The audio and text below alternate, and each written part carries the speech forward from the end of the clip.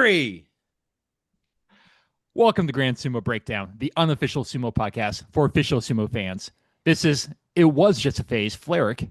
This is still just Ryan. And I'm Mac, no longer former Makuiji. And you might notice that we are without our fourth member, Jake, today, but he is not here for a very wonderful reason. His family recently introduced his new child to the world. So a very heartfelt congratulations to Jake and the rest of their family. We are eagerly anticipating being able to meet the new child as soon as is humanly possible and shower them with all of our love. So congratulations to Jake. Still very disappointed in you for not showing up for work, though. Sumo keeps happening whether you have a child or not, and you're missing work, and that is going to be counted against you. That is unapproved time off. So Did you're you gonna have not to make that up. Did you not see the paternity in our clause? Like, it was there. I swear there was a subsection on paternity leave. You were not reading the fine print there, Mac. So unfortunately, no, we do no paternity leave from the Grand Sumo Breakdown podcast. Let it be known. That's it. I'm going to HR. Yeah. No. Yes, this is HR. System. Oh, crap. Jake's not here. I have a full control. No. Usually I have most of the control, but without Jake, I'm in full power. You say What that. have we done? You say that except for starting and ending the episode Shut because up. I'm gonna win that back by the end of the year, and then And you'll all needle, be and sorry. needle. You'll all be sorry. All right, Mhm. This is our preview for the Kyushu Basho, the last Basho of the year. We are recording this on Monday, November 3rd, so we still have 6 days until the Basho. So as always, if there's any news that drops between now and the start of the Basho, sorry that we can't cover it. It physically just hasn't happened yet. We can't move to the future, see time, what happens, and then come back. I'm pretty sure time and physics and all that doesn't allow it. If we could, just know, fans, that we would. So before we dive into the Kyushu preview, we've got our Patreon that we need to discuss just a little bit. We do have a Patreon. It goes to improving the podcast quality and giving back to the fans, like the free t-shirt we give away every Basho, and the trading card sets that we will give away when new trading card boxes are released. We have 3 different tiers. We have a $1 friend of the show tier, which gets you a compliment upon sign up, and we've got 7 compliments to give out. Very busy in the off season. And then it also gets you access to the Grand Sumo Breakdown Discord server. A lot of fun things going on in the Grand Sumo Breakdown Discord server. A lot of fun conversation to be had there. We have our $2 card collector tier. You get everything in the $1 tier, plus the ability to receive a free trading card whenever we open up a new box. And we also have the $3 BFF of the show tier. That gets you everything in the $2 tier, plus you want to give us an extra dollar. So thank you very much for that extra support. Any and all levels are highly appreciated. We're thankful for everybody's support, even if you're not able to support us via the Patreon. Absolutely unnecessary to do so. We are thankful for everybody that listens and watches the show. So with that being said, we've got 7 compliments to give out, so let's not waste Holy any smokes. time. So our first compliment goes to Joshua Stommel. Josh actually beat Ono Sato and Hoshoryu in a 2-on-1 bar fight in London, but as gracious and humble man, he declined to leak the story to the press because he's just that good, and he doesn't need that added to his reputation. saving sumo. To Maxwell Huang, your support brings me more joy than watching an Ura versus Tobizaru match. All the twists, the flips, and the facial expressions included. So thank you. Welcome, Lucas Greta. Looks so good on Mawashi. Lucas's legs are a frequent sight on Shiko Monthly. Ooh. Big subscriber here. Look forward to every issue of Shiko Monthly. Kodo Eho has been on the cover for the past 7 issues. No complaints. No complaints.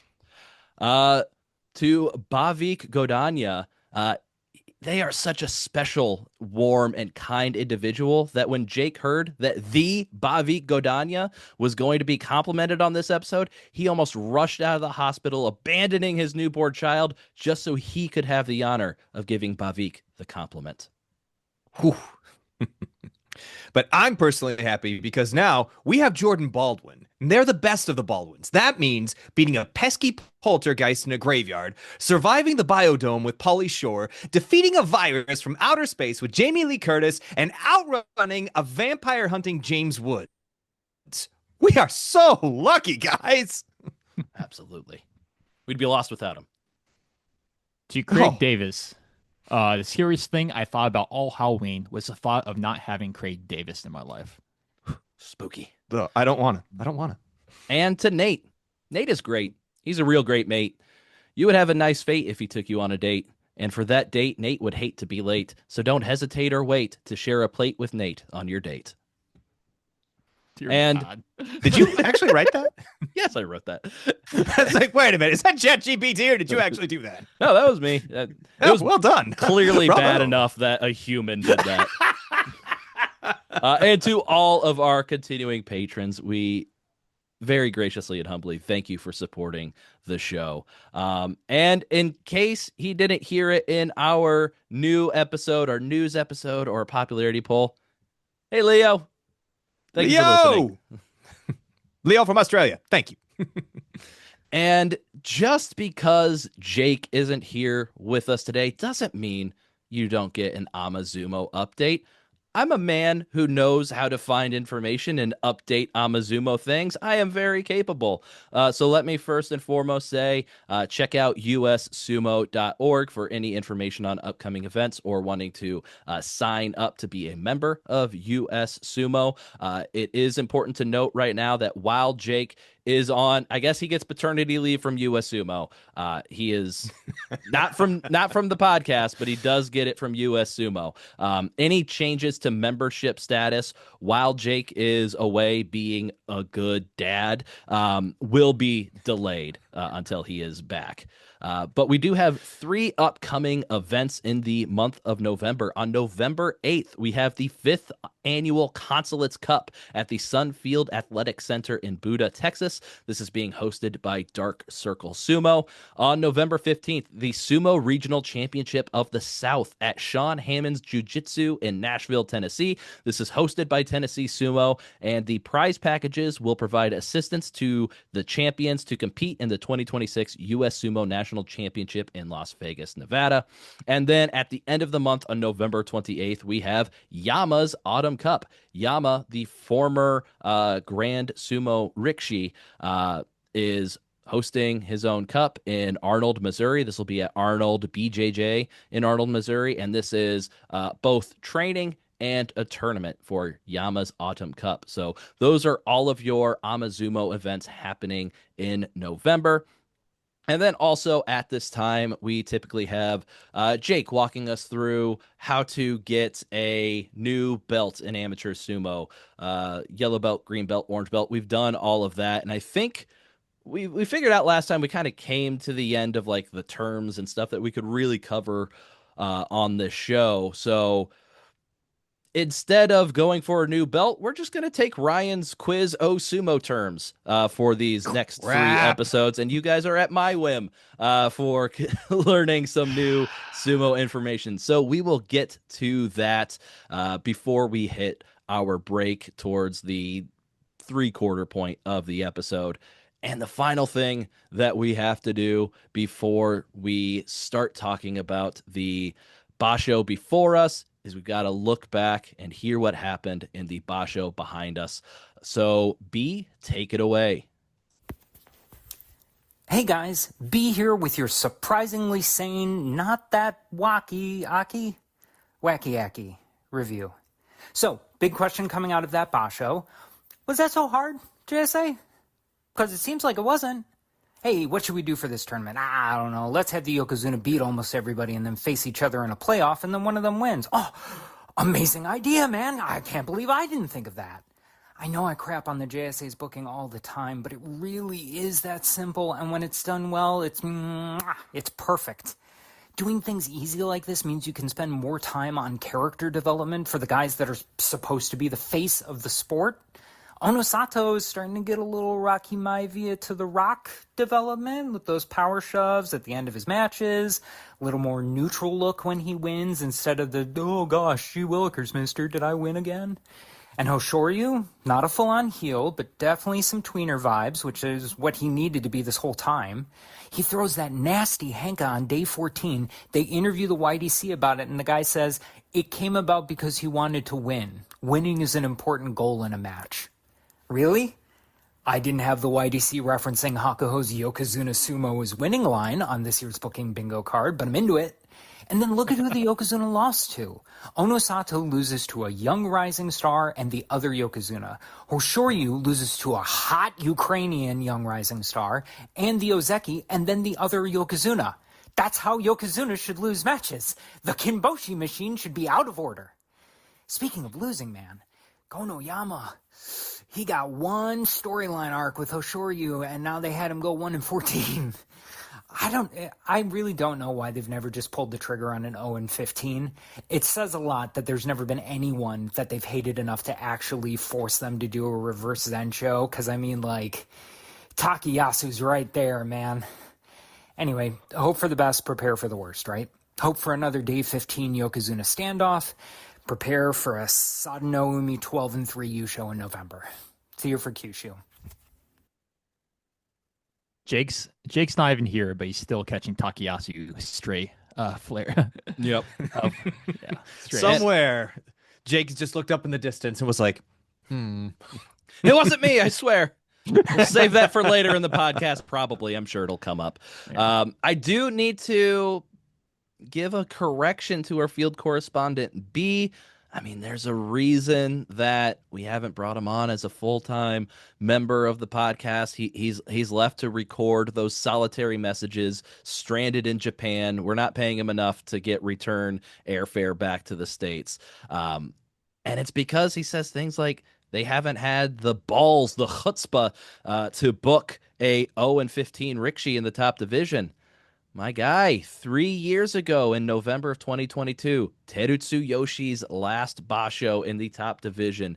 He went 0-15, competing in every match, not a single Fusen to be seen. So it does happen. I think when Terutsu Yoshi did it, it was the 5th time that it had ever happened. So bit of a correction for B, and he's going to have to clean that stuff up if he wants to increase his allowance to $2 a Basho and slowly work his way back to America within the next 300, 400 years. Wait, $2 a day, $2 a Basho. I'm sorry, and make that like, say what? make that like That's a lot. 1,500 years. Mm. All right, let's talk about the Kyushu Basho, and we have to start every Basho with our, I still love saying it, our 2 Yokozuna. It's so sweet having both of them around. It there's such good energy coming off of the last Basho, having them be the top 2 guys on the Bansuke, performing as the top 2 guys on the Bansuke, and providing us with back-to-back matches on the final day, each one with a chance to decide the U show. It feels like this is what Sumo is supposed to be, and what Sumo is supposed to be is last Basho, and then you do it again. And then you do it again, and then you do it again, and then you do it again, and then you do it again. I see nothing wrong here. I see nothing wrong here. That's what it was back when Hakuho was around, when Asashoryu was around in the 90s, when it was dominated by 4 Yokozuna. That's what we've seen it once. We need to see the consistency. We need to see them bring that consistency, starting with this Basho. Yeah, make it so common. We're hoping for a Mike Shiryu show, just randomly. Yeah, make us beg for what did he? Yes. I think B said Sadano Umi 12-3 U show. Make us want that. Make us so tired of these 2 guys winning that any sort of change just brings us just unfettered joy to see something different happen. That's what I'm begging for, because all we've had is different for the past 8 years. I want some same.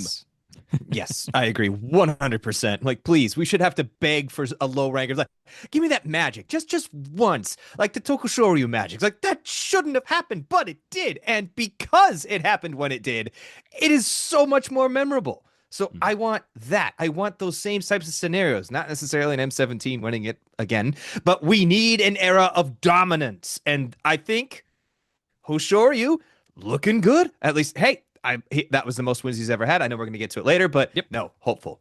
All right, so let's start talking about Ono Sato. I'll say going into this, because of the London travel and everything involved with that, most of these guys just started getting training, like actual training matches done like middle of last week. Like these guys are going on like 4 or 5 days training. There's not a whole lot of news going on around like their training schedules and all that, but like training, when has it really ever mattered? When the actual Basho comes around. We talk all the time about like, hey, this guy did great in training. Like, oh, sure, you wiped the floor with Ono Sato in training before the Basho, and you wiped the floor with him on day 15, but that didn't stop Ono Sato from coming back in the playoff. Yeah, they're not making huge progress with the training. It's more like just kind of getting back into it in minor tweaks. Yeah, it's mostly who is out there participating, who's able to put out a bunch of matches, and we know who's healthy, who's going to show up. That's the most we can really get out of training. That being said, on the 2nd, Ono Sato participated in the Nishonoseki Ichimon Rengo Keiko held at the Sadogatake Beya. So it was a Keiko event for everybody in the Nishonoseki Ichimon. So he had 15 consecutive matches against Koto Zakura, where he went 12-3 in those 15 matches against the injured Ozeki. Ono Sato said, I tried to work at a fast pace, but I don't think my lower body felt too bad. I think I could still get better. My stamina was a little low. 15 days is a long time, so I want to prepare thoroughly. The regional tournaments are an issue for me. Last year I had a poor record of 9-6. This time we had London, and my training regiment was different from the usual. I'm not sure how it will go, but I have one more week, so I want to prepare thoroughly and do my best. Then he would continue on to say, this is the last tournament of the year. As I said when the rankings were announced, I want to work hard and aim for 4 Yushos this year. So Ono Sato's goal for this Basho is clear. He wants that 4th Yusho. This year, it would be 4 out of 5 and his 2nd in a row. And just, I feel like we haven't spent enough time. I mean, we have. But just going over the year that Ono Sato has had.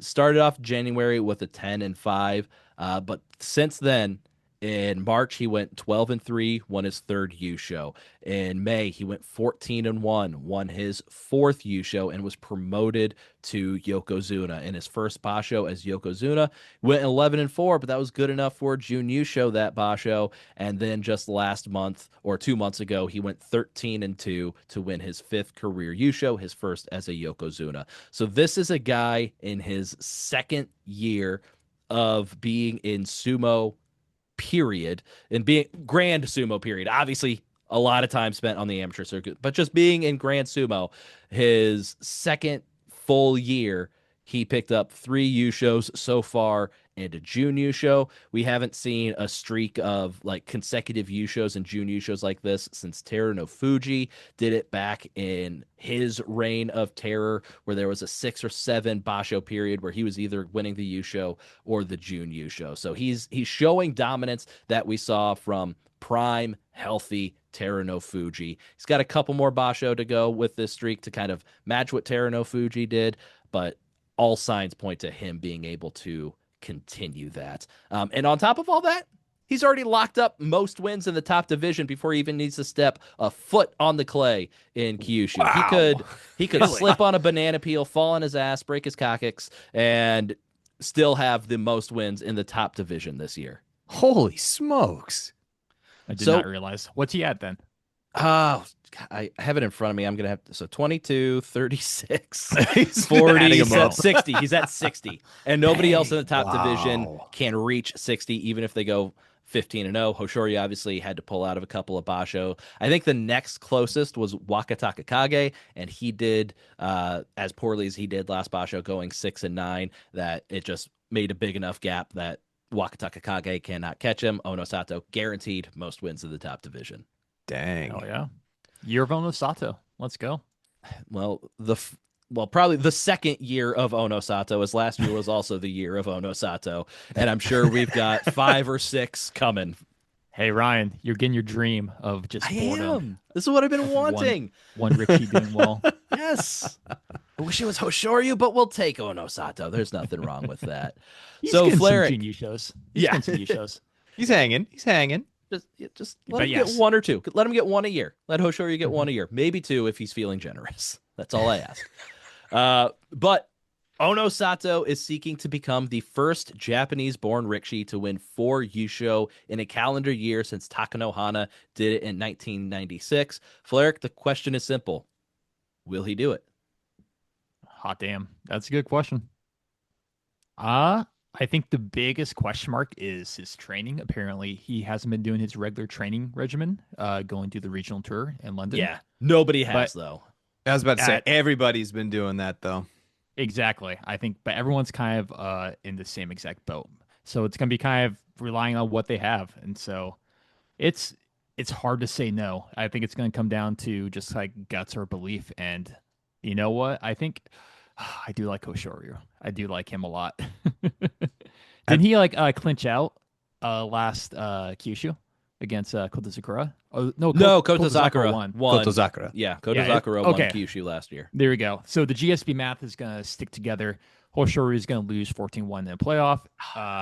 Europe Onosato has begun. But you're still, so wait, 14-1 in a playoff. So you think he'll, because he hasn't gotten 14 before. Hey, think you know he'll actually what? do it? I'll sign up for that, Basho. Yeah. Well, that's what I mean. It's like, okay, now wait a minute. So he has improved, definitely. Do you think he'll improve to 14-1? I think everyone else has probably got worse with no training. And have you looked at Onosato? He looks pretty good. I Have we don't- looked at Ono? So, not enough. Yeah. Yeah, but obviously the 14-1 is not guaranteed. That's just like hashtag GSP math. I'm throwing out there, but I do think he is very likely the favorite, and I think I would be surprised if he doesn't win this one. He's really good. He's definitely proved himself to be a cut above Hoshoryu this year, and so his Basho to lose. I really can't disagree with anything Fleric said there. I mean, his performance these past few years speaks for itself. Like, until even Hoshoryu can knock off Onosato fairly consistently, but Hoshoryu just can't. Hoshoryu needs to be like tied with Onosato or ahead before they meet up on day 15, which is just so much harder for Hoshoryu to do than Onosato, especially with Onosato's size, speed, and technique. Like, he really is just the full package. So unless something like Very full crazy package. happens and like one of Onosato, well, there wouldn't be any Onosato portraits in Kyushu. Those are all in Tokyo. But if like lighting rig falls from the ceiling and lands on his foot, that's about the only thing I see keeping Onosato from winning this Yusho. What about Ryan? a giant sumo wrestler falling on his foot? That could also work. That I'm could saying also that do it. could work. But the problem is he's bigger than most of the other ones. Ryan, Mac, you better watch yourself. Ryan, that's twice you're cursing Onosato. I'm One, he's kind gonna- of worried now. He's gonna slip on a banana peel and break his coccyx, and now apparently he's lighting things gonna fall down, and break his foot on the dohyo. Oh no, wouldn't it be so sad if Onosato can't Ryan, do compete not and put that into the universe. Hoshoryu was clearly the best Rikishi on the dohyo. No, how sad. No, I don't wish anything bad for Onosato. I'm certainly not an Onosato hater. I just prefer our boy Hoshoryu. Speaking of our boy Hoshoryu, is there any amongst us three? All three of us prefer Hoshoryu over Onosato, or Mac? I don't know where you stand, Mac. I know Fleric and I firmly behind Hoshoryu. Mac, you're a little bit more vague to me. Well, and the reason I'm so vague is because I believe in him, but I want to see more from him. It's like he needs to keep performing at the level of Yokozuna. And that's my big issue that I've had with him, is that he's been streaky. I know he's been hurt. I know he's been dealing with stuff. I understand that. But I wanted to see more of a polished and refined sumo from him. Now, if you say Onosato has a polished and refined form, I would have to highly disagree with that. But comparing the two, I would say Hoshoryu has the better form, and he's proving that with each tournament that he completes. So I love what I saw from this last tournament. I am becoming a Hoshoryu believer. I love watching him in the match. I love that he's a heel. I love the glares. I love the looks. I love the dominance, the presence. Hoshoryu has what it takes to be a Yokozuna in presence. Now I need the performance. I'm like, when I look at him, I'm like, this is a champion. Now prove it. And that has been my biggest hang up with Hoshoryu. I am a fan. I just want dominance. And I'm not seeing the dominance yet. We're getting there. And I'm happy with what I'm seeing. I want more.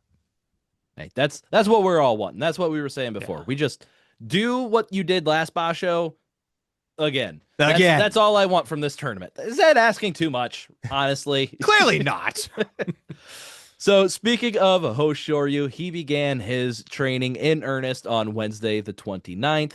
Really not a whole lot of info on Hoshoryu's training. The main thing you'd want to get from his training reports is how are the injuries? How is that looking? And it seems like the injuries that have plagued him this year, not at the top of mind for Hoshoryu. He says, I think I'm in good shape. I love Kyushu. That's the last quote that we've really gotten from Hoshoryu. Other than he did perform a ceremonial dohyo iri at the Rengen Tanjoji Temple in Tamana City on the 3rd. After he did the ceremonial dohyo iri, he drew a fortune slip in the temple, and then he shouted, "Yay!" He was very excited after he drew the fortune slip. And when Hoshoryu asked a member of the Tanjoji Temple to explain the fortune, that person said to him, "Your luck in matches will be the best." So Hoshoryu might have fate on his side for this Basho. We'll see how that goes. Mac, you've kind of already answered this, but I do want to point out, you say you're looking for the consistency from him, and I understand he does have 2 Basho where he went Kyujo over the past 4 tournaments. But when he has been healthy, his records are 13-2 Jun Yusho, 12-3 Yusho, 12-3 Jun Yusho, 13-2 Jun Yusho in a playoff loss. I know you want it. Do you expect to see Hoshoryu reach that kind of 12-win minimum that he's really set as his baseline when healthy over the past year? Not only do I think we're going to see it, but I believe the sumo gods have ordained it with that luck that he just pulled. The sumo gods are ready for him to ascend to the throne. Let it be known. Let it be. Yeah, I'm telling you, Mac, you can be you have what it takes to be Hoshoryu like prophet. You just need like that little bit more belief. Yeah, after seeing Hoshoryu have the injury concerns last Basho, where I think a lot of us were thinking coming in, it's like he's got the toe, he's got the loose elbow. It feels like there are too many things. Cartilage. Stop it. It felt like there were so many things working against Hoshoryu and his health in the last Basho, and then all he does is start off 11-0 and force Onosato into a playoff, being one of the 2 regulation losses that Onosato had last Basho. I feel like even though it didn't result in the Yusho, that result instilled the most confidence in me that Hoshoryu can kind of do it, Basho in, Basho out. Even when he was promoted to Yokozuna, there was a lot of concern, and I was kind of there too, like thinking, I mean, is he gonna be a Yusho contender every Basho? That's never really been Hoshoryu. Hoshoryu didn't win his first June Yusho until March of last year. He's always, when he was an Ozeki, he was more of like a 10-11 win kind of guy. Then he had 2 Basho where he got 13-12, got promoted to Yokozuna. Some might say prematurely, but since then, when he's competed, it's been 12 wins, it's been 13 wins. And I really feel like he's probably not going to be like minimum 12 every time. That's probably expecting too much. But I do feel like more often than not, after the last Basho, I do feel like that's what we can expect from Hoshoryu. And I really hope we see that again this Basho, but I think it might be more of the fan of Hoshoryu and me that's just expecting to be let down, because that's my experience as a sports fan, is being let down. But I do feel good that he can go in and dominate the Maegashira like we would expect of a Yokozuna. Didn't expect of Hoshoryu. That's what he did last Basho. And hopefully, as long as he's healthy, he can dominate the Maegashira again, reach the second week unscathed or close to unscathed, and then hopefully meet Onosato with something on the line again on day 15. I think he can do it. I'm 80% of the way believing he can do it, but there's still, like, for Onosato, 100%, like 12 wins, easy, done. Absolutely. Hoshoryu, I'm not in that belief yet. I want to be, but I'm not all the way there. Okay, that's fair. So, all right, I was gonna have a counterpoint, but I'm like, no, that's fair. I could see that. But believe. Take the positive energy. Believe. I'm just also nervous. Yeah. Well, duh, but believe. Just let yourself get hurt, Ryan. It will be okay. It's okay. Open yourself Tired up. of It's being all right. hurt.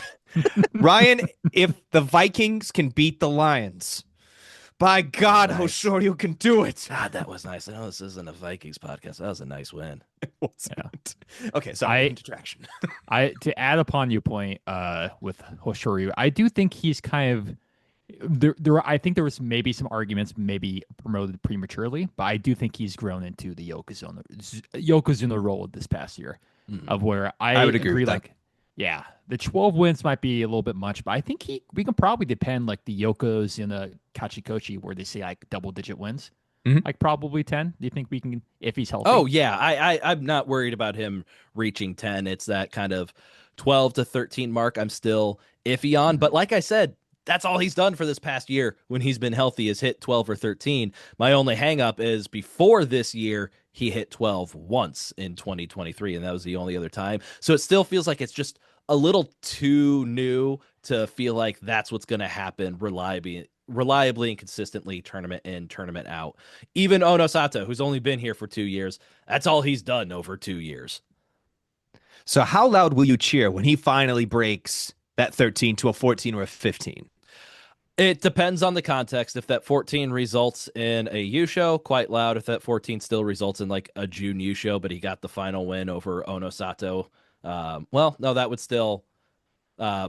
if he gets 14 wins, that's guaranteed a playoff with Onosato, because he would be one of Onosato's losses. Not like Onosato could go 15-0 and Hoshoryu 14-1 if Hoshoryu beats Onosato. Yeah, it would have to result in a Yusho for me to be super happy, but... Are you saying the fabled 15-0 is beyond his reach? I don't think it's beyond his reach. I just not expecting it. I mean, we haven't seen a 15-0 since Teruno Fuji in, I think, November 21. Let me check on that real quick. Your encyclopedic knowledge of such things is not... I'm not questioning it now.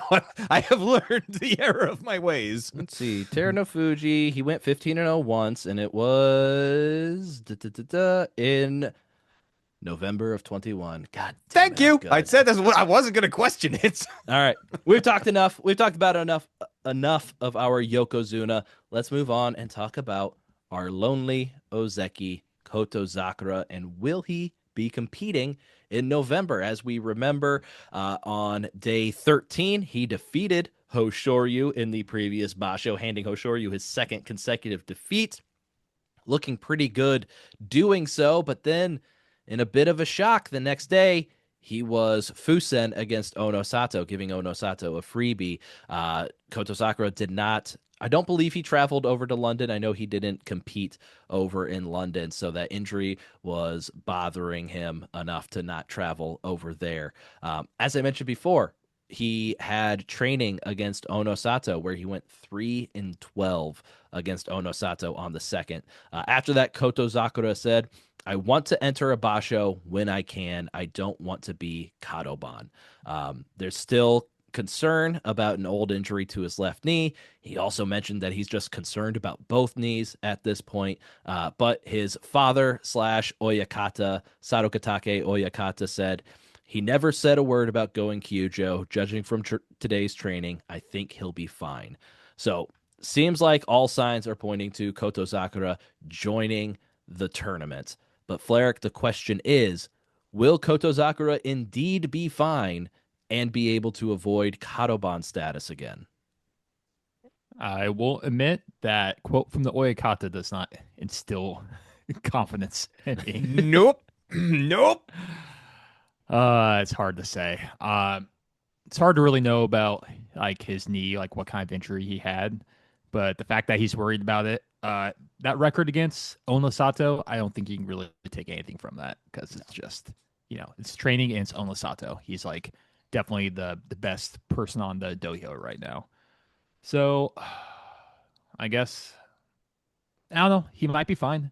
Like he might be able to barely get that 8, but my guts just tell me no. Like it's just not going to work out. Unfortunately, knee injuries they're tough, especially when people start going full blast, which they might not do in training. Yeah, it's tough for Koto Sakura. He was 9-4 last tournament with that win over Hoshoryu before he had to pull out of days 14 and 15, ending up a record with 9-6. He could have ended up back in double digits last Basho. Would have been tough to get to 11 because he would have had to get past Onosato, but he could have ended up at double digits. But just to see him get that injury seems like it's kind of iffy on that being fully healed at this point, as well as whatever other injury has kind of suppressed him this entire year. I do think I'm leaning more with Fleric this time, and I'm worried about Koto Sakura being able to get a winning record. I want to see some more training results, I guess, to see if it's terrible or if he is still training, but I don't know. The vibes aren't good. The vibes are not good. Yeah. No. The vibes haven't been good for a year, but in particular, I just feel like bad vibes for this Basho. Well, last year he was great at this point. Well, yeah. Last year was great vibes. Yeah, this since year. All right, let's talk about the number one Rikishi in our recently released popularity poll results, and that is Aonishiki and his improbable run that he's been this on boy's since hot. he He's joined hot. Grand Sumo. He's super hot. He is the fastest non-Sukedashi Rikishi to ever reach the Sekiwake rank, doing so in just 13 Basho. This breaks the record of 14 Basho that was held by Konishiki. Konishiki was once posted a photo of himself to social media wearing a Grand Sumo Breakdown t-shirt. That is incredibly cool. Happened a few months ago. I don't know if we ever mentioned it on the podcast, but still. That's amazing. A former Ozeki and I believe 3-time Yusho champion wearing a Grand Sumo Breakdown t-shirt, one that we did not send to him. He got it somehow. It wasn't through us. That is fantastic and amazing. That's If you'd like some of our merch, please crazy. check out our shop on Redbubble. yeah, Aonishiki, if you want a Grand Sumo Breakdown t-shirt, we'll be free to we'll be Yeah, more than we'll happy get to it to send you you. one. Yeah. Just hit us up. Yeah. We know the Sumo Kaboom girls. We know you've been on with them. Leslie, Lori, hook us up, ladies. Yeah. Let's get a t-shirt to Aonishiki. And a comment from Aonishiki on being Sekiwake this Basho. He said, since I was promoted to Sanyaku, which was only a Basho ago, I have been training with the goal of reaching the rank of Ozeki. Even now, I'm not satisfied with myself. And then another quote that he had, a conversation that he had with his Oyakata. He said, last year when I was leaving Kyushu, I said, I'll be back as Komosubi next year. But this year, I said, I'm sorry, I'm back as Sekiwake. What a letdown. Oh, just a heartbreaker. I'm sure Ajigawa Oyakata is terribly disappointed in his pupil. In addition to being the fastest Rikishi to ever rise to Sekiwake, that didn't start in Sandanme or Makushita, Aonishiki could tie Onosato's record of winning a special prize in each of a Rikishi's first 5 Basho in the top division. So the only reason Onosato stopped winning special prizes is because he was promoted to Ozeki. Aonishiki has a chance of matching the 5 Basho streak since he joined the top division, of winning a special prize in each of those Basho. Aonishiki is currently sitting with 2 technique prizes and 2 fighting spirit prizes. So he's won 1 special prize per Basho that he's competed in. He had his first training session on the 1st, finishing up 6-2 against Kirishima and Wakamoto Haru. His motto in training is regardless of whether I win or lose, just want to move forward. In training, they've been seeing him maintain his trademark forward-leaning posture. So that style is here to stay. That's not going anywhere. That's his bread and butter. That's where he's been having all of his success with. And it's really cool having somebody with kind of a unique style, that unique of a style that's visually distinct from most other Rikishi, doing so well and rising so far up the Bansuke. So Aonishiki is talked about as a candidate for Ozeki, likely in the Haru Basho, but a Yusho or a strong Jun Yusho in this tournament could be enough for him to be promoted to Ozeki for the Hatsu Basho. Mac, what are your expectations for Basho number 5 for Aonishiki? Oh my God, Flair! Can we change the song from the punishment and change it from Mambo number 5 to Basho number 5? That would have been good. Have you done if you I have not started. No, You've not started it yet. Okay, I haven't had a chance. You got that to me late, my man. Yeah, that's fair. We can talk. Yeah. But in terms of what I'm expecting from Aonishiki, I'm feeling something saying 11 wins minimum. Just gonna throw that one out there. Really, you think Maybe he a can get to special- 11 wins? It's his first Basho at you know, Sekiwake. I'm feeling that. You know what? I'm gonna say throw in a special prize. I think that's really looking good. I mean, Awfully bold. Yeah. but in all seriousness, I am looking ahead at Ono Sato and Hoshoryu, and the fact that Aonishiki was able to put some dirt on Hoshoryu, this guy's going to be really, I mean, he's already amazing to watch now. I want more matches with him and the top guys. I want a rivalry to develop here. I think this has potential to be a long-lasting rivalry, especially with his unique style and his ability to just pull some of the craziest maneuvers in the ring. I want it. I want to see this happen. So I definitely think 11-4 again for Aonishiki, maybe even a 12-3 if a couple matches go his way. Because if we look back at a few of his other matches, he didn't lose them outright. He lost them by just a little bit. So I'm thinking a 12-3 with a special prize for this one. If I'm going to stretch and believe, I think that'll happen. And that should put him over 33, wouldn't it? It would be 33 over 3. I mean, That's the magic number. He's already hit 33 over 3 at this point. But if he hits just 33 over the past 3 Bashos, including his Sekiwake and Komusubi, the one prior to that was at Maegashira 1. And so they're really, I believe the JSA, I think Hakaku has stated that he's on an Ozeki run, but it's like, this one is kind of like a stepping stone, and then January would be the final test. So likely looking at Haru, but if he were to get 13-2, maybe a 12-3, if he has like such a stupendous record this time out, I don't see them holding back and giving him the promotion. We've obviously seen Rikishi promoted to Ozeki, having won in the Maegashira ranks before. Tochinoshin, he had 37 over 3, with only 2 of those being in the Sanyaku. Couldn't deny that performance. If Aonishiki were to reach like 35, 36 over 3, even with one of them at Maegashira 1, I'd be pretty hard not to promote him for January, especially if he's taking home the Yusho, especially if he's able to knock off Ono Sato for the first time. That's what I really want to see from Aonishiki. Like, I think it's crazy to say this after 4 Basho, but I feel comfortable that he's Ozeki first part of next year. Like, I'd honestly be floored if minimum of March he wasn't Ozeki. I wouldn't be shocked if in 2020, late 2026, sometime in 2027, we don't see him pushing for Yokozuna and maybe joining those two up there as a third Yokozuna. Like I said, crazy to say that after a guy's been in top division for 4 Basho, but just the last 2 times where he's fought everybody he can fight and he's done as well as he had, there's no reason to think that would change at all at this point, just because he's at Sekiwake now instead of Komusubi. Like, that doesn't really matter. The competition's the same.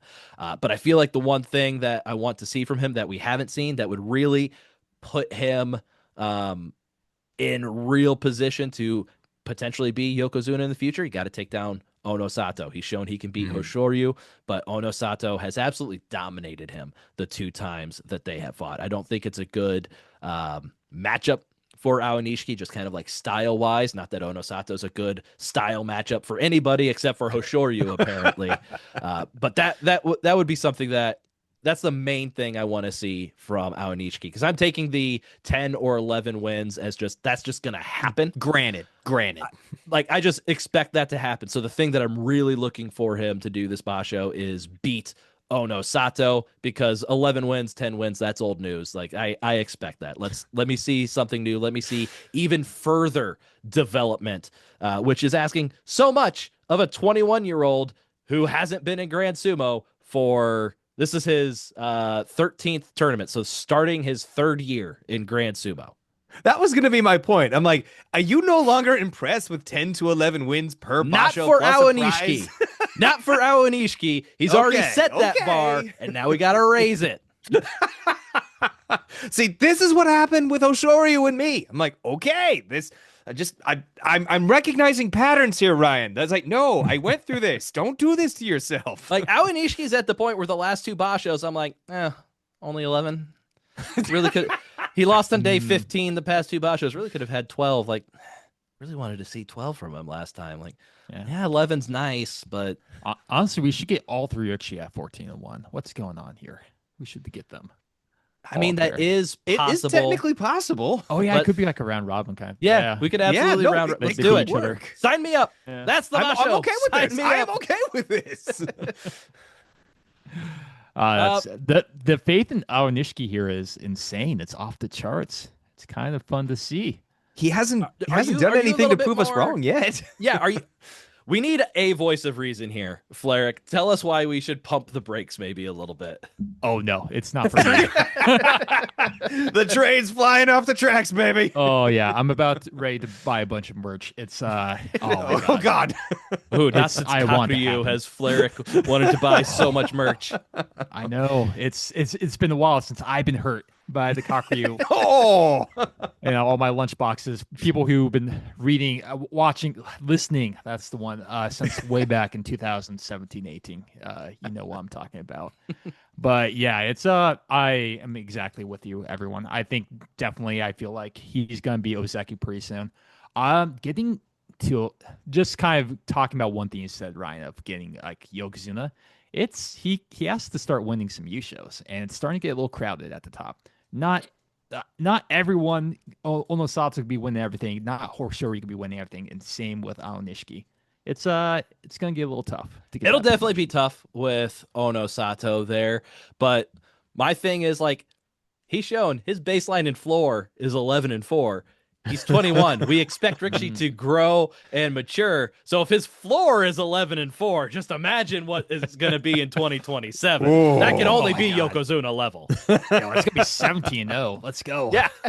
oh god. How did he do somehow. that? He's Yokozuna. He'll find a way. If anybody can do it, I believe in Aonishiki. 17-0. Book it. He stares at the Yobidashi. You. Honestly, I want it so much. Give me like the 12-3 U show. Make them think about it. Make them be forced to do it, despite saying it's probably not going to happen. I want it. Yeah. Subscribe. All right, let's move from the tippy top of the Makuuchi Bansuke down towards the bottom of the Makuuchi Bansuke, as we are going to talk about somebody making their top division debut this Basho, and that is Oshumi. He is in the Naruto Beya alongside Oshoma.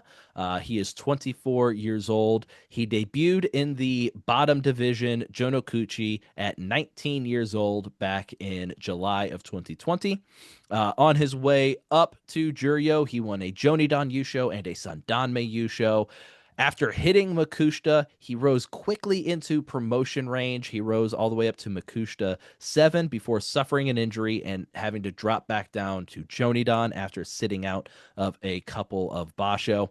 After his return from injury, he would not have a losing record again in the next 9 Basho, and he used that winning streak to reach Juryo in January of 2024. First stint in Juryo didn't work out too well. He dropped back down to Makushita after 3 Basho.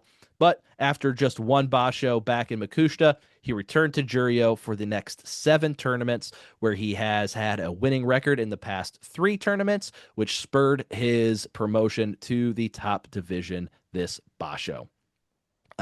He had an introductory press conference after he was promoted, and there he said, "I'm finally at the starting line. I want to get closer to the Yokozuna, who is also from Tsubata Town." Onosato is from the same town as Oshoumi, that being Tsubata Town. But first of all, I want to rise in the rankings to where I can face him. He is also a member of the Nishonoseki Ichimon, which is the same Ichimon as Onosato. So he is eligible to serve as a sword bearer or dew sweeper during the Yokozuna's Doyo Iri. And to that point, Oshoumi said, "I'd like to try it." So maybe we see Oshoumi being the dew sweeper or the sword bearer. But also, I'm pretty sure Onosato has the guys that he likes and is working with until those guys go away. Probably not replacing them, I'm sure. He's trying to like work his way in. It's like I would like to try it, please. Yeah. Maybe. I'm sorry. That opening line, just I'm finally at the starting line. I just can't help think of Cake reluctantly crouched at the starting line. I don't think there's anything and reluctant thumping in time. I don't think there's anything reluctant about Oshoumi. I think he's excited to be here. He's going the distance. We'll see. Or maybe is one of us going to chump Oshoumi? Might be a Makuuchi debutante. Maybe he's a prime candidate for being a chump this Basho. Unfortunately, he is. he does seem like a Saiyan where he like gets worked up, and then he gets an injury, drops down, and then he comes back even stronger. So he's at a new power level of competition. So you're saying this is where he's going to get knocked down, back down to Juryo, but then he's only going to grow stronger and come back into the top division better than ever, winning a special prize, maybe even a surprise Junyu show. Yeah, he's going to get knocked down, but then he's going to get up again, and no one's going to keep him down. You're right. Wait, Flarek. Well played, Flarek. I have a new song I want to do a parody of. Hold on. Okay. No. Too many. No. All right. And also to talk about his fighting style, I know Jake mentioned this briefly on the news episode, but in case you missed that episode, Oshoumi is very much a Yotsuzumo fighter, fights on the belt. Yorikiri is his Kimarite of choice, winning 86 bouts by Yorikiri. But just to prove that he is a well-rounded meat and potatoes style Rikishi, Oshidashi is his next highest used Kimarite with 25 uses. So it is a precipitous drop-off after Yorikiri. He very much wants to get a hold of your belt. But he's just the kind of guy, I'm going to Yorikiri you, I'm going to Oshidashi you. Not a whole lot of funky stuff going on there. He's not really a slap down guy like Hataki Komi. He's got 3. So he's not an Oshoma or Tohakuryu kind of guy who's down in Juryo. It's respectable sumo. Like how you said that. All right, let's do some quick hits here. We haven't talked about Aonishiki's fellow Sekiwake in Oho. How does Oho do in his second try at Sekiwake this Basho? I am going to abstain from this conversation, as we all know what I would say, my biased hate towards Oho. So I will let you guys take this conversation for Oho and what your expectations are for him. As I quickly look up his record here, like, okay, I know he did well. How well did he do? He was 10-5 in the last Basho. Started off rough for him, losing to both the Sekiwake and both the Yokozuna. So he went 3-4 against the Sanyaku ranks last Basho. But after he was done with fighting all the Sanyaku Rikishi in the first 7 days, in the last 8 days, he goes 7-1 against all Maegashira Rikishi, only losing to Wakamoto Haru on day 12. Pretty good. Pretty good. Yeah, he did well. I'm having a tough try keeping my biased that he's the next big thing, just to annoy you, Ryan. So I'm trying to I filter think that out. I think a little bit. couple of people have come and surpassed him as next big thing. Yeah. Yeah, but no, he's gonna. I feel like just to for the universe to spite you, Ryan, and this is definitely on you for picking all these new young being hyped by all these new young people. He's gonna be the person to just end their streaks, and that they're just barely gonna not get a U show, and like Aonishiki's gonna get 10-0. It's gonna be just so very sad. Oho is going 15-0 essentially U show. Oh, Predicting it right now. the curse. Hashtag unbiased. I feel like I need to come in with my extreme anti-Oho bias to just Okay. land somewhere in the middle, because that was No, I'll land in the middle because my honest opinion is he's either going to go 8-7 or 7-8 from this. So I will happily land in the middle because that's my honest thought with him. And looking at the field that he faced, like his wins, like who he had won against, like Oshoma, Kusano, Ryuden, but he's not going to be facing those guys again. So I'm thinking he's going to have a heck of a lot more of a tough go this time around. So my thought with that is like, ooh, he probably won't hit the 10-5 again. So I'm feeling more of an 8-7 or a 7-8. So there's middle ground. Ryan, let it nice. flow. Hey, I'm abstaining. We got Oh, we got at least one reasonable take on Oho, one unbiased take on Oho. That's all the fans can really ask for. I will Fine. say about this guy is he's given competitive matches to the people Oh, at the yeah. top. Especially against Hoshoryu, I think it's always just gonna be whoever wants it more that day. I think they're playing like definitely like 5-dimensional chess, like in different mind games going on between those two, and like he has a decent record against Onosato too. So He's definitely still on the beaten losing. Onosato at least once. I think it's 3-5. What I saw. Is So that much for against? let's Hold on. find out. Yeah, confirm it for me. Yeah. Onosato is 5-3 against Oho. Okay, yeah. Oho beat him 2 times while he was in Ozeki, and he picked up 1 Kimboshi against him in his first Basho as Yokozuna. 3-5 against Onosato. Pretty dang good, honestly. Yeah. So yeah, he can hang with the Yokozuna, and he's got a winning record against Hoshoryu. But he put it all together for that one Basho in January where it went 12-3, and it's kind of just this was his first Kachikoshi since January that he had in September. He had 3 losing records following that up, but he's been able to stick around in the Joy. He hasn't dropped out of the Joy. He's been very competitive down there. So, yeah, like Max said, probably 7-8, 8-7. He seems like he's just a guy that this is about his. It seems like his cap. He's in the right area. Yeah, he's in the right area for his talent, which is the very top of the Bansuke, but I don't see him being able to put on an Ozeki run at this point. Yeah. I definitely, he kind of reminds me of like Yu Takayumi or kind of a Daisho back in the day. I think he might become one of those kind of Sanyaku mainstays. He just kind of floats between Sekewaki and Komusubi.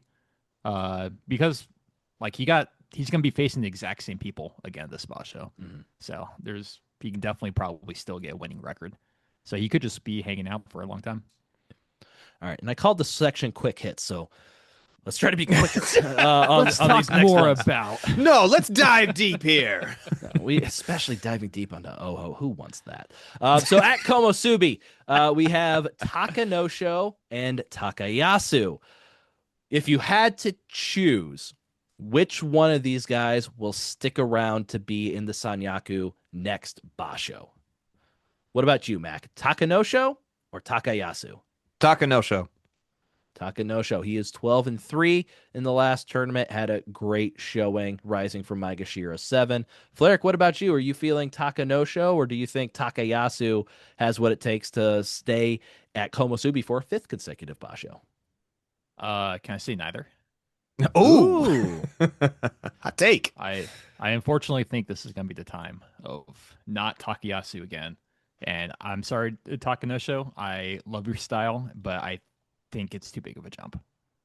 Ooh. Yeah. Takanosho has shown he had back in July of last year 12-3 for Maegashira 6, promoted to Maegashira 1, 4-11.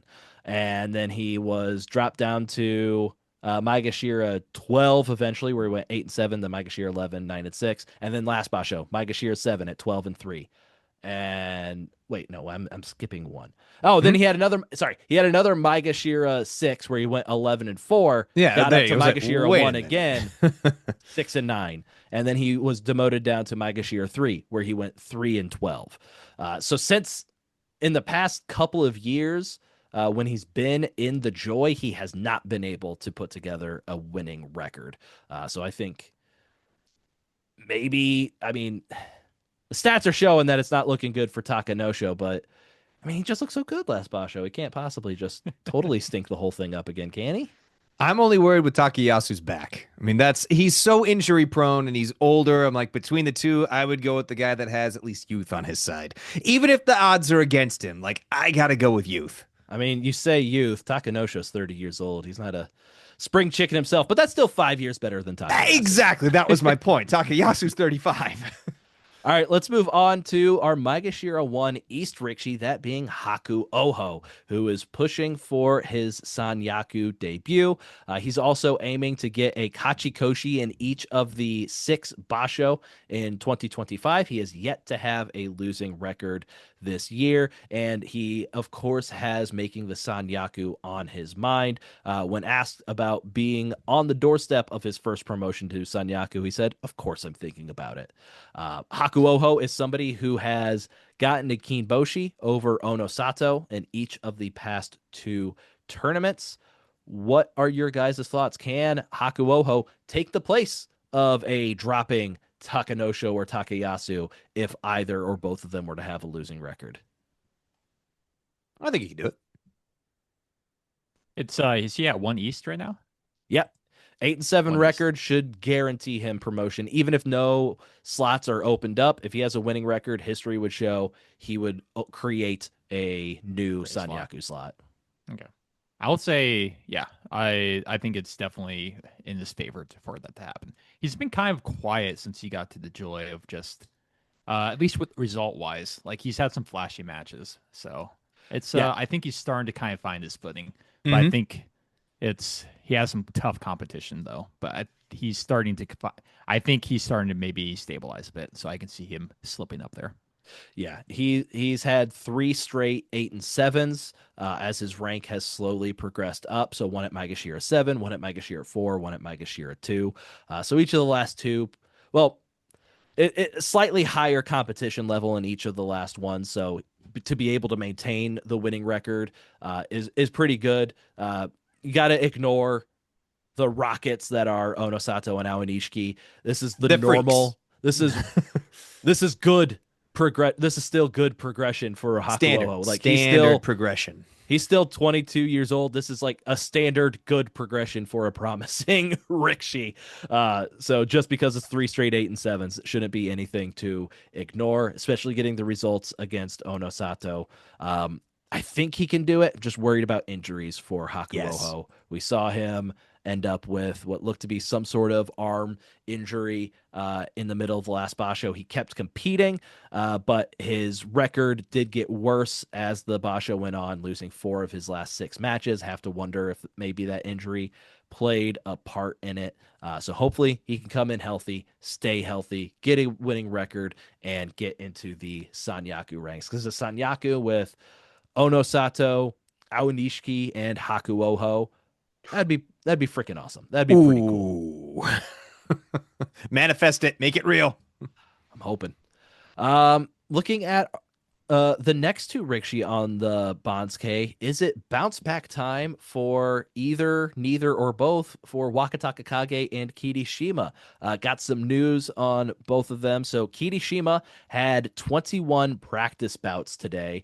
I remember back when he was kind of on his Ozeki run and winning 2 Yusho. Like his thing was like, I'm practicing more than everybody, putting together high 20, low 30 practice bouts on a daily basis. That was when Kirishima was really in his prime in 2023. So he had the 21 bouts today, the most among any Sekitori who practiced. And he has indicated that the neck injury that he had that chronic neck injury that he had. That's been fine since the last tournament. And he also injured his wrist in the previous tournament. He said that is not an issue for him. So Kirishima says that he's feeling good and he's putting up a lot of practice bouts, which would indicate that he is indeed feeling good. So maybe we see a return to form for Kirishima this Basho after that 6-9 in the previous tournament. On the other side of that coin, we have Wakataka Kage, who did not practice on November 1st. He injured his neck in his match against Takayasu back in September. I believe that was on day 4. He said he felt pain in training on the 31st, so he decided to take it easy after that. He said, I just rested today because my neck hurt. I will compete in the main tournament. But having that neck pain, having it force him to sit out of a day of training, that is a bit concerning about the state of his health coming into this tournament. I mean, all the pressure is off of Wakataka Kage at this point. There's no Ozeki push after a 6-9 Basho and dropping down to the Maegashira ranks. So hopefully he can put it together, make another push. But hearing that, what are your guys' expectations for these two? Not looking good for either. I would say really for neither. Neither. I would say neither for these are going to bounce back. I think we're going to see both of them fall, unfortunately. I think we're primed for, like, Kirishima's kind of like been bouncing back and forth as his health has waxed and waned. I feel like we're in the good Kirishima month where he's going to push for like 11-4, 12-3 record, maybe like get a Kinboshi over Hoshoryu, something like that. And then next tournament, I've got him chalked up for at most 7 wins. But this time, I feel like Kirishima's feeling good, and I think we could have a double-digit performance out of him. I am worried about Wakataka Kage, but we'll see. Maybe that neck's not too big of a deal, and he can come back with 11-12 wins of his own. But it's going to be tough for 2 Maegashira too to get 11-12 wins. And if I had to put my money on one, I'd put it on Kirishima. It's so interesting that both these Rikshi have 6-9, and as time goes on, I'm finding like the person he's worming my way into my heart more and more is Kirishima, and oh my goodness, I want good stuff to happen for this guy. I do too. I am. Oh, that's awesome. I am loving that it's sounding like he's pretty good. I'm very hopeful he's gonna do well.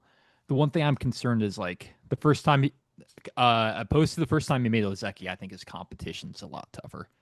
So it's I think a winning record could be expected, but like getting that consistent form, I think it's gonna be really, really tough for him. I think he's gonna have to really like pull it together, like probably play above maybe his skill level for a couple Bashos, and maybe some people to get injured for that to happen. But it's I am very hopeful, and I am happy to hear about that. For Wakataka Kage's, it's time and time again, like neck injuries, back injuries, especially when they first happen. It takes time to adjust and to heal. So it's kind of very concerning to hear that. I mean, the neck was the thing that really caused Kirishima to fall from Ozeki after he had made it that far. So not a good thing at all for Wakataka Kage, but hopefully it's not too severe and he can bounce back, have a winning record. We've got Tamawashi sitting at Maegashira 4. We got to, as Tamawashi exists, we have to kind of look and see what records he's breaking or trying to break each tournament. So this Basho will be his 97th tournament in the top division, which ties him for 4th place all time.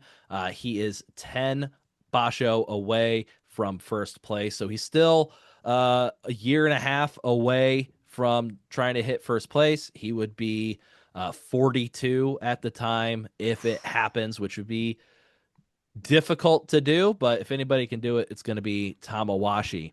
On day 7 of this tournament, if he is to make it that far, he would reach 1,444 matches in the top division, which would tie him for 2nd place all time. He is currently 33 matches away from the most matches in the top division, so that would have him breaking the record in Haru of next year, should he be able to remain healthy and compete in all those matches. He will turn 41 on day 8 of this tournament. If he gets a winning record, he will become the oldest Rikishi to have a winning record in the top division, breaking his own record that he has tied with Kyoku Tenho. And if he gets a Kinboshi, he will once again be breaking his own record for the oldest Rikishi to win a gold star. So that's where we're sitting with Tamawashi. Last time he was Maegashira 4, he went 11-4 in that tournament. A bit of a letdown for him last time, but we'll see how it goes for Tamawashi this time. Maegashira 4, he's going to be able to start with some Maegashira competition. Not going to have the Sanyaku to face off with right away.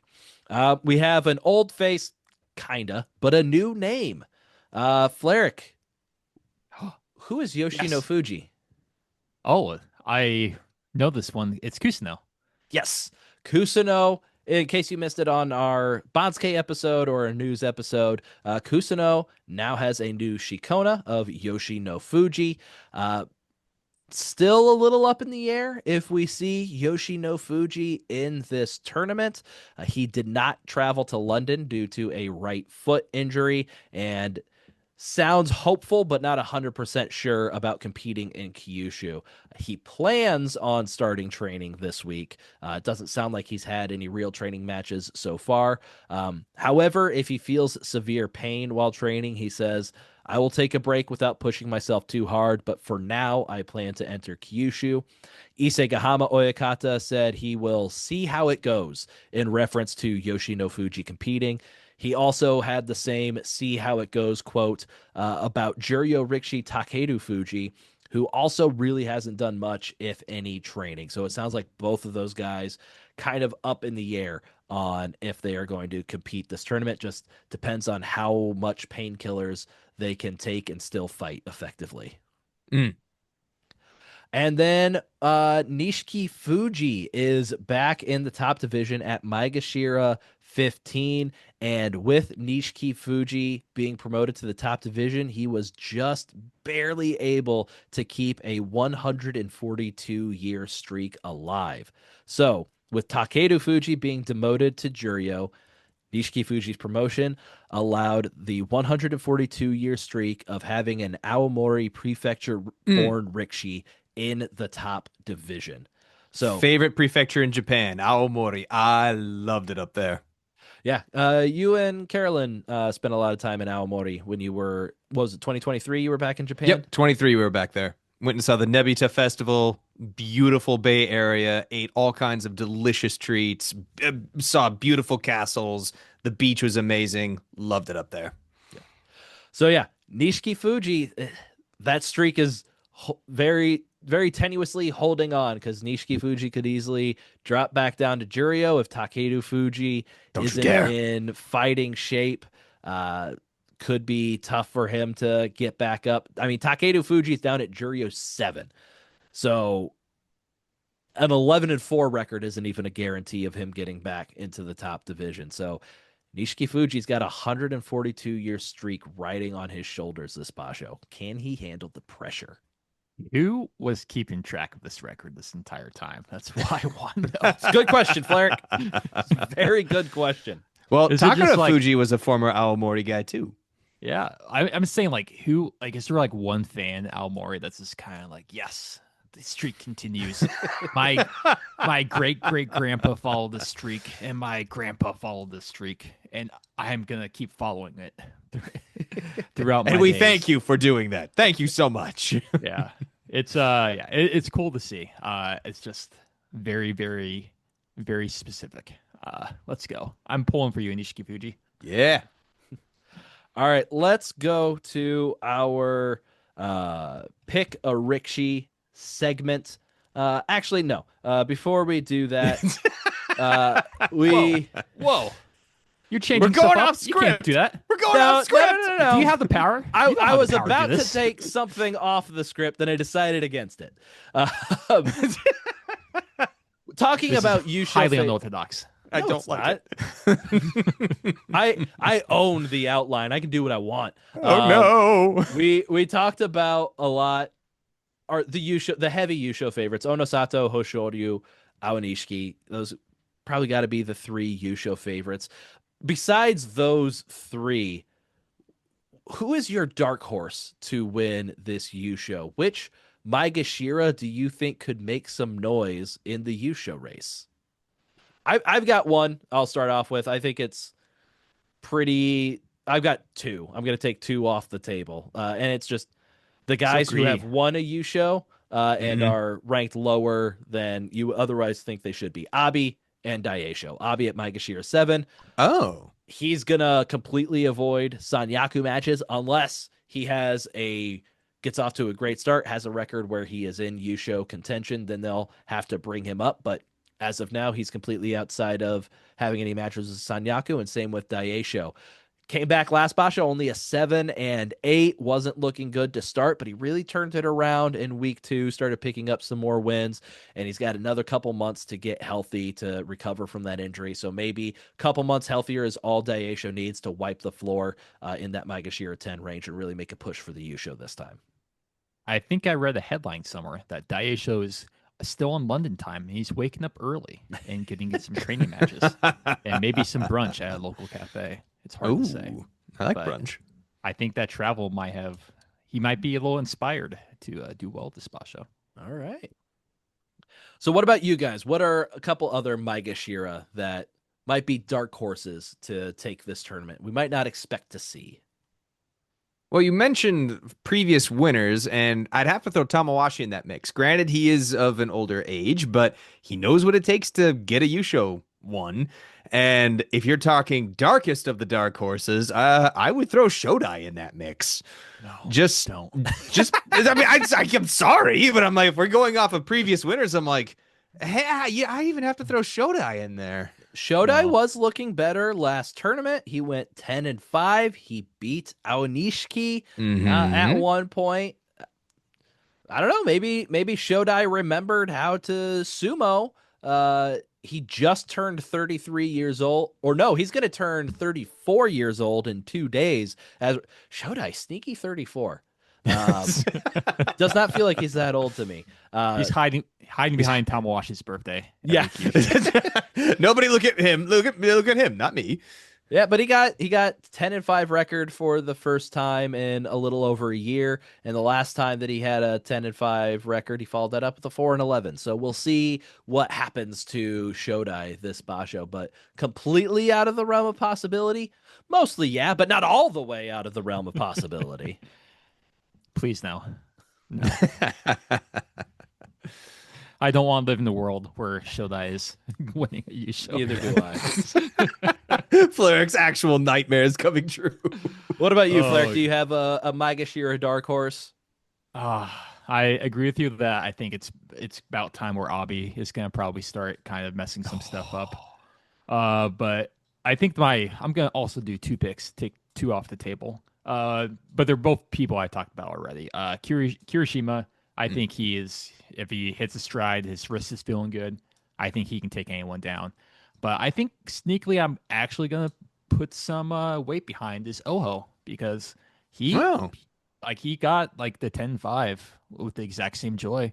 If he is in the same shape, like he can also take matches off anyone. And like some people he has like maybe like a mental edge against. So I would not be surprised if he's in the usual race going late in week 2. Stupid pick.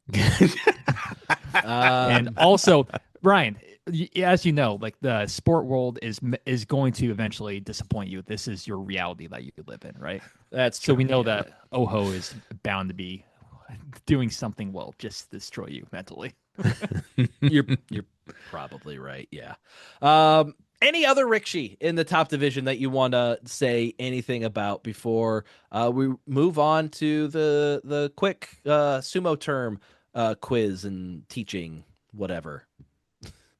The only other one that I might bring up when I was looking at the Bansuke is like maybe Gonoyama. Like, I don't. Maybe I think he 10 wins for Gonoyama.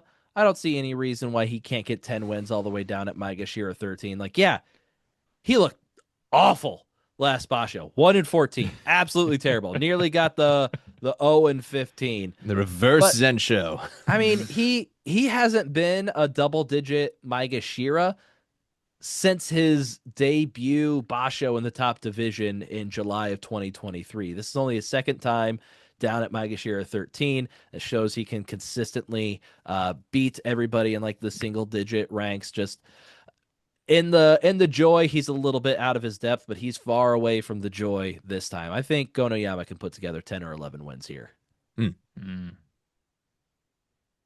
Anybody else for you guys? Not really. I just want to say I'm keeping my eye on Fujinokawa. Yes. Oh, I'm yeah. watching that guy. And Hiro Doumi, both of them. He's a little firecracker. So Mhm. just some personal favorites to keep an eye out for. But otherwise, it's and hopefully the loser of the popularity of the most least liked Rikshi. Hopefully Reed didn't this bad. I'm adding that to my watch list, my bingo card. All right, let's move on to our kind of sumo terms quiz as we kind of get more in advanced terms to discuss like some different sumo techniques and stuff that you might see. So let's first talk, Mac, what is Oshizumo? Oshi Sumo is primarily the pushing aspect of sumo, where it's pushing, thrusting, and not really so much as a belt grabber. Yes, that is exactly correct. Oshizumo is pushing sumo, pushing, and the winning tactics are going to be pushing, thrusting, and tsupari. Speaking of tsupari, Fleric, what is tsupari? How dare you, Ryan? We could have been free of this quiz that happens all the time. You know, Testing me. us I love on our quizzes. sumo knowledge. We can like He just admitted he loves quizzes. Yeah. preparing us for a test of belts that we're likely never going to do. Why, Ryan? Why? Gotta take Jake's place, and this is Jake's role. I'm just trying to fill his part as best I can, if not better. There we go. You do replace Jake. It'd be great. Yeah. All right, Supari. That's the whole slapping that they do. It's the go to not Harite, but the pushing, like constant pushing that you do. The flurry of slaps, if you will. Yeah. E Honda level flurry of slaps. Yes, That's what I'd say the flurry is kind of the important part. It's to rapidly deliver harite to the opponent. So let's talk. I see a little bit of an eyebrow raise from Fleric. Let's talk about harite, because a harite is an open-handed strike, typically using the heel of the palm, and it is to the face or the upper chest. It's not just a straight up face slap. But it looks so much cooler what it is. Oh yeah, absolutely. Especially when you get some guys pissed off at each other after a little while and really wind back to give them a haymaker. That's always real fun. But it's used to unbalance the opponent, seize control of the match. So harite, open-handed strike. So tsupari is just rapidly delivering harite, typically kind of that windmill motion. We've seen a lot of that from Takayasu recently. He's probably the best proprietor of the tsupari recently. I think his match against Aonishiki, we saw in the last Basho, we saw quite a bit of that, and that was a very fun battle.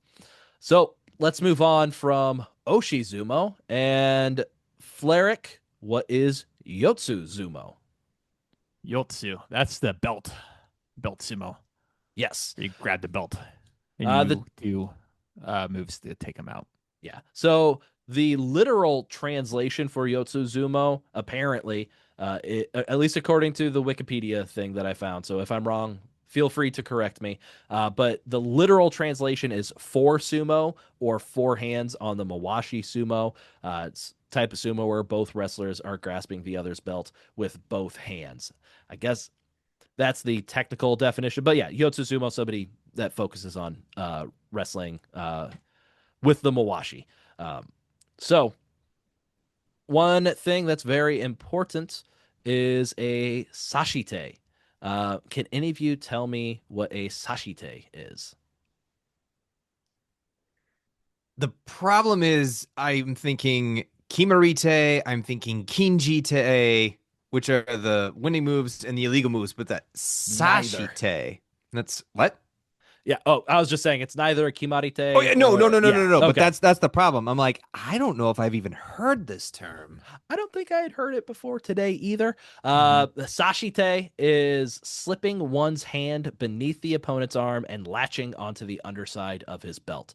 So it's basically the thing that everybody who's a belt fighter wants to do. They want to get inside grip, get the underside of the belt. So that is referred to as a Sashite. So we'll go over those 5 terms one more time at the end of the episode. Have our little end of the episode quiz. And then on the midway, we're going to get into more terms about different techniques on the belt, preferred grip styles, and stuff like that. Hold yourself, Ryan. I guess I'm going to fill the Ryan of the episode. Oh, no. Ooh. I wasn't What does- prepared. What does Sato mean? Nobody expects a Fleric Inquisition. What does what mean? What does Sato mean? Sato? Yes. Isn't that just like a surname? Apparently not.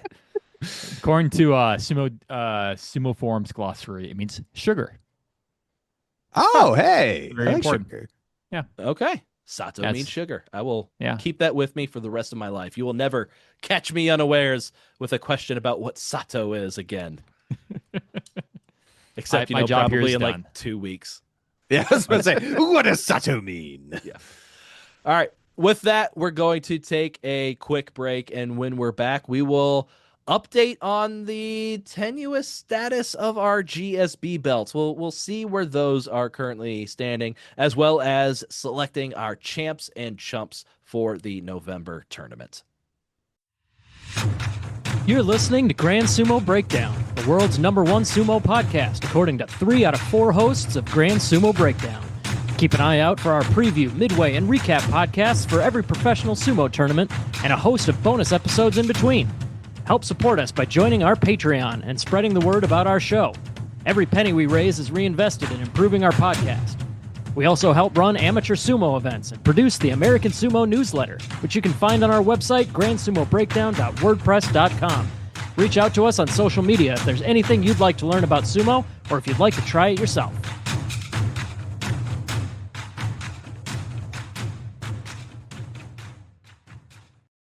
All right, we are back and with an update on the GSB belt in the last tournament.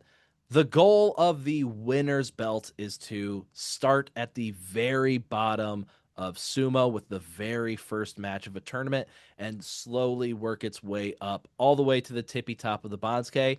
And that happened in the last tournament after about a year and a half, made it all the way up to the Yokozuna after defeating Onosato held it, and then he lost it to Hoshoryu, and then he won it back in the playoff against Hoshoryu. So the winner's belt is sitting around the waist of the top-ranked Rikishi in Onosato.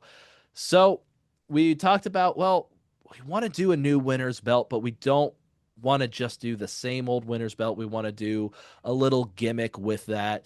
And Jake has been the proprietor of the GSB belt since its inception. So for this tournament, while Jake is ignoring us in favor of a small child who can't even talk back to him or share opinions about sumo, we will just kind of keep going with this winner's belt and kind of just see what it does when it's hanging around in the top division. We've never kept the winner's belt going after it's reached Yokozuna. So let's see if Onosato is the belt just going to stay in the Sanyaku for the entire tournament? Is he going to drop it to a Maegashira and then that Maegashira loses to somebody else the next day and send it tumbling down the Maegashira ranks? Let's see what happens with this belt once we continue it going after it's reached the top. So for at least one more Basho, we're going to keep the winner's belt going just as it was, continuing where it was for the previous tournament. As for the loser's belt, very close to just having to retire it as the Makushita Rikishi Fukai, who was holding it, went Fusen. Who do you transfer the belt to in that situation? We don't know. But luckily, he came back on the last day and won his match, which made the current holder, The belt go Koto down. Tsubasa, to be the holder of the loser's belt. And Koto Tsubasa dropped down to Sandanme 36. So after 2 Basho in Makushita, the loser's belt has dropped down to Sandanme, where we expect it should just stay on Rikshi with losing record, should end up on somebody that's 0-7. And so we'll see if it drops all the way down to Jonidan after just 1 Basho. So that is the status of the GSB belts at this time. And that brings us to our champ chump picks. And I've got a question for you two guys. So in our previous tournament, Jake and Mac finished with the same amount of points, tied for second place. Typically, when that happens, we have a little bit of a tiebreaker question or something to figure out who's going to get the first pick of champs in our selections. But Jake is a bum. He's not here. He's supporting his wife or whatever after what some might call a difficult process. I don't know. It sounds foolish to me. Yeah, he's not here with the boys. That's the true issue. He's letting us down. Here's our dilemma. Are we nice to Jake and give him second choice of champ because he had a baby? That seems flimsy to me. I think what we should do is give him the third choice of champ because he's a lazy bum. He's skipping work to, like, his wife is in the hospital and he's got to watch his other kid that he already has. Like, come on, you don't get time off of work for having multiple kids. That's a choice that you made. Why are you taking away resources for us? It doesn't make sense. You made your choices. You live with it. And I think that choice earns him the third pick. What do you think, Mac? Ryan hates Come babies. back to me. Let's let the world know that he is very anti-parents and dad parents and just the next generation in general. I am impressed with that rant, sir. I'm like, have you heard what? Gen Alpha 6-7? Like, what's the next generation going to come up with that's stupider than that? Why are we letting Jake hang out with these soon-to-be idiots? That's a very 6-7 take of you, Ryan. I hope everybody knows that I'm joking. I really do. Oh my god! I know you guys know, but I hope the listeners know that That's my only worry right now. Is I've the meant hate that's going to absolutely come none your of way. what I've said. I'm just standing by. This is the true opinions of Ryan, and he's just trying to walk back now that he knows the hole that he's dug himself in. deep. You're in too Don't deep believe now. No, Mac. Go Flair. ahead. Go ahead, Flair. I was just gonna posit that yes, he's a bum who's not here, and that's kind of letting us down. Yeah, you have to be with the boys. You got to spend time with the boys. It's very important. But think how much we can like razz him and make fun of him if we give him the second place pick, and like he starts to do bad and starts to lose. That was my thought. I'm like, okay, I am all right with giving him second pick, provided that his champ is awful. Well, we'll see who his champ is. He has sent me in through the Discord a message with his top 3 picks for both champ and chump. They have been he did a spoiler chat, so I cannot see. They cannot influence my decision. Unfortunately, / fortunately, I have the first pick. Fortunately for me, means I get Ono Sato. So, woo! We're not losing this time. Unfortunately, that means I lost last time in order to get that. So we are giving Jake the second pick. So let me check and see who he had listed. I hate him. I hate him so What did he do? He did the kanji. He put the kanji for the names. So he's trying to flex that he knows like kanji and stuff over us, but copy paste. Yeah, kanji? he had to copy and paste kanji. Like I can copy and paste kanji.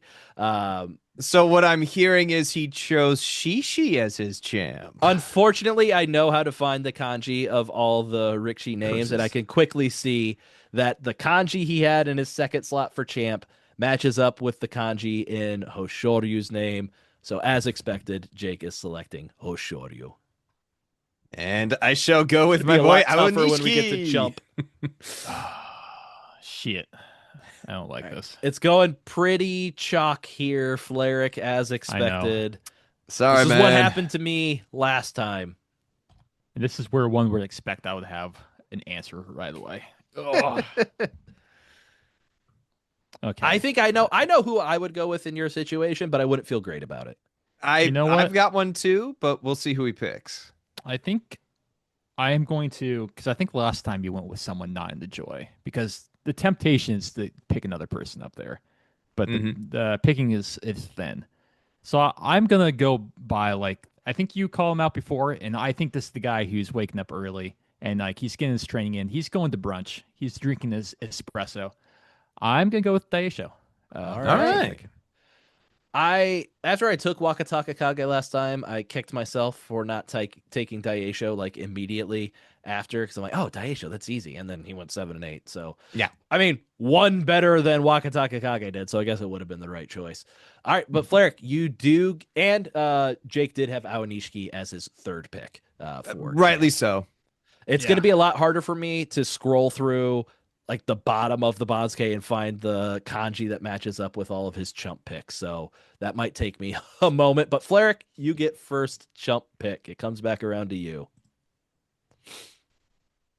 I think this is a hard one for Chumps. Yeah. Okay. I feel better then. Because I'm looking, it's a little bit rough. Do I go with it's tough. You know what? I'm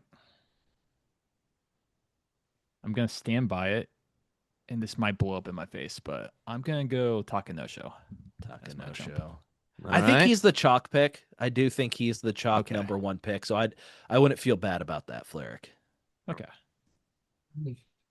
I appreciate the encouragement you're giving me. This is All right, let's see. Is Takanosho one of the really ones bringing me Jake up. had on his list? I think Max is next. I know. I'm next, just trying but- to figure out who Jake has. Okay.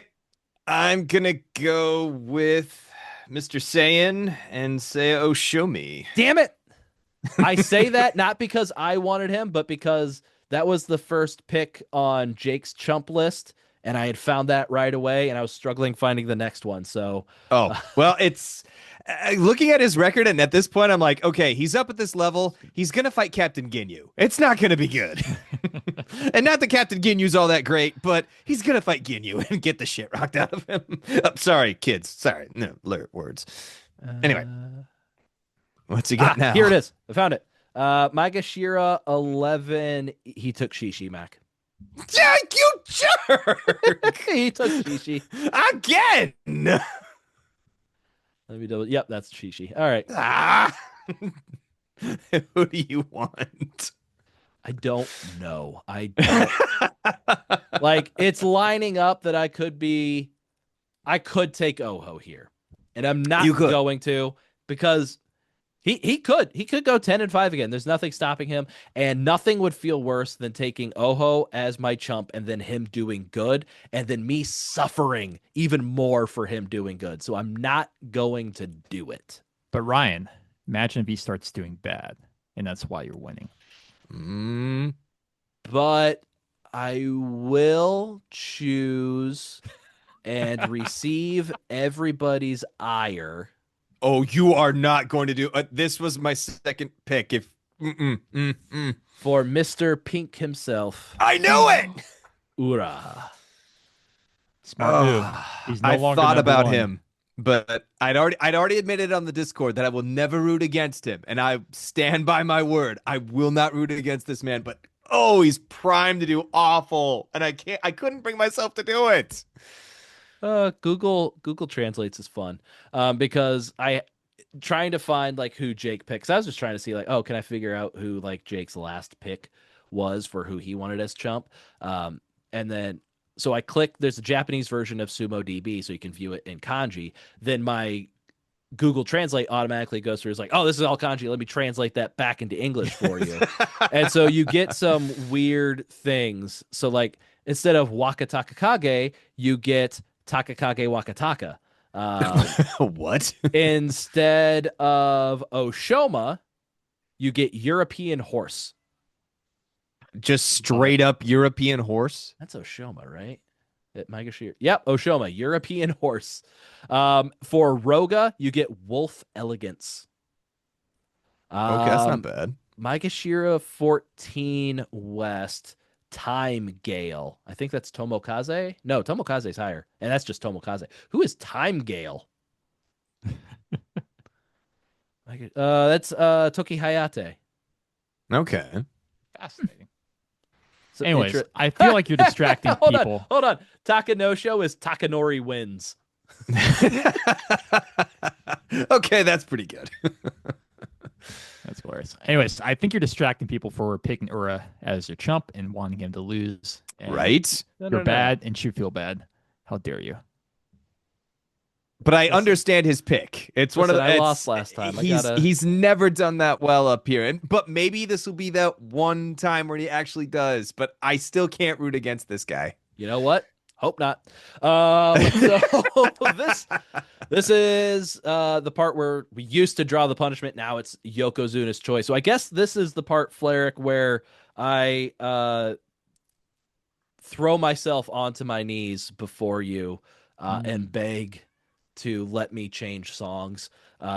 So very recently, way too recently for how long ago Fleric knew he had to assign me a song. Fleric gave me the song. You're giving me some disrespect right now. I am. You're not my champ anymore. You're just my punishment giver. I am the reigning Yokozuna daddy. You're no longer my Yokozuna. I no longer have to call you that by name. So the song Fleric gave me was Dragosti Dente, better known as Numa Numa for Numa, yay. For you millennial memers out there. Yay. And you know what? I don't particularly feel like trying to make a song that's all foreign lyrics and trying to copy all that. So give me Mambo number 5. Give me give me Tub Thumping by Chumbawamba. I beg you. My Yokozuna, I plead you. I love Free how me from Numa Numa. He's groveling. Free me from Dragosti Dente. Also, I love how you very started difficult to this. find a karaoke version that doesn't have the backing vocals, which would throw everything You just off. do it a cappella. It's fine. No, nobody wants that. That would be On a so ukulele. I love how you started this off with, "You're not my Yokozuna anymore. I don't have to listen to you." And like, please, I Immediately beg you. reverses course. I forgot about the direness of my situation when I first said that, and I beg for your immediate forgiveness, Yokozuna Fleric. All right. I am a generous person. I could, and like the Basho number 5, Mambo number 5 does have some potential, but I don't know. I just kind of really want to, like, maybe as long as you like make a short video of you just kind of doing the Numa Numa dance for a while. It doesn't have to be right now. That we can make it into a GIF. That's all I ask. As long as you do that, we can switch it. I will allow it. All right. So you're saying that switch the punishment to just doing the Numa Numa dance, or I have to do the Numa Numa dance and then I get a new song? I think that's what he's saying. The latter, yes. I want a GIF of you doing it Numa Numa, which was the whole reason why I picked that song. But you drive a hard bargain, but I think I would have a lot of fun with Basho number 5. okay, I think So you've got yourself a deal. Excellent. Oh, this is gonna be good. Deal is made and sealed. Deal is made and sealed. I'm witness. I hope Pleasure. by the doing recap, business. hopefully by the recap, we will have Basho number 5. And also, I guess, a GIF that we can use in our Discord server.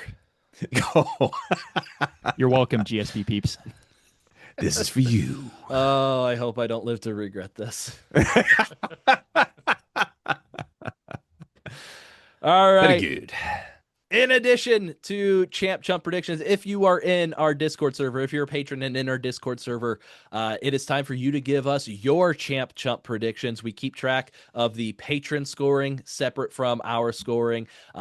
honestly, probably a lot more fun in the Patron League. You have a lot more champ versus champ matchups, a lot more chump versus chump matchups, a lot more unique champ chump combinations in the Patron League. So get your picks in if you are in the GSB Discord. Also, if you're in the GSB Discord, send us your bold predictions. But also, if you're watching here on YouTube, send us your bold predictions for what you think is going to happen in the Kyushu Basho. The bolder, the better. But also, accuracy is king, as the most accurate prediction will win a free Grand Sumo Breakdown t-shirt. So reach out to us any way you can or know how to send us your bold predictions, and we will send you a free Grand Sumo Breakdown t-shirt so you too can dress like 3-time Yusho winner Konishiki. So that being said, we've talked about all there is to talk about in the top division for the Kyushu Basho. Fleric, what are you most excited about for this upcoming tournament? It's got to be the Aonishiki possibility of getting an Ozeki promotion. Let's see the 12-3. Let's see the 13-2 Yusho. I need it. Inject it into my veins, please. What about you, Mac? I'm most excited for the Numa GIF. I am now looking forward to that so much now. Do I have to do that like on a podcast recording, or can I do like a private recording and send that now to there's you? an idea.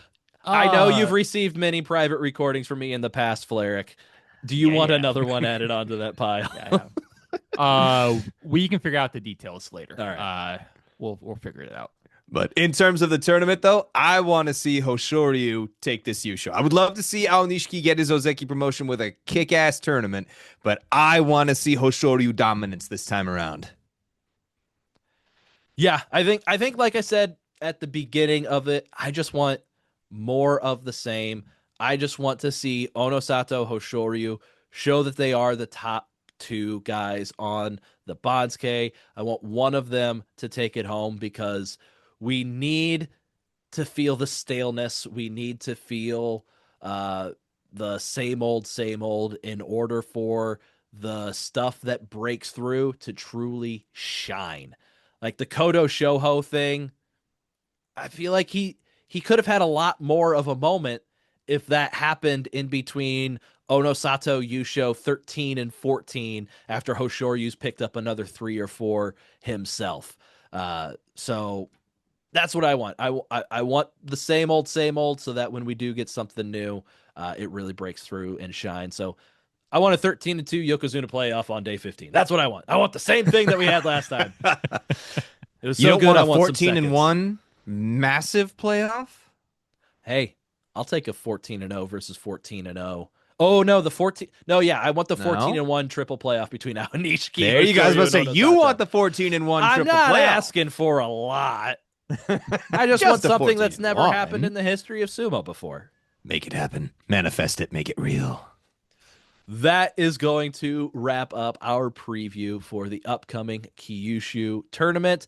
As I mentioned before, we were recording this Monday, November 3rd, so there's still time for more news to happen. Hopefully it doesn't, so that this doesn't be outdated. But the Basho is starting just 6 days from now on Sunday, November 9th. That is promising to be a great tournament. Fleric, take us home. All right. For Mac and Ryan, I've been Fleric. Thank you for listening to Grand Sumo Breakdown. Throw your salt high and keep moving forward.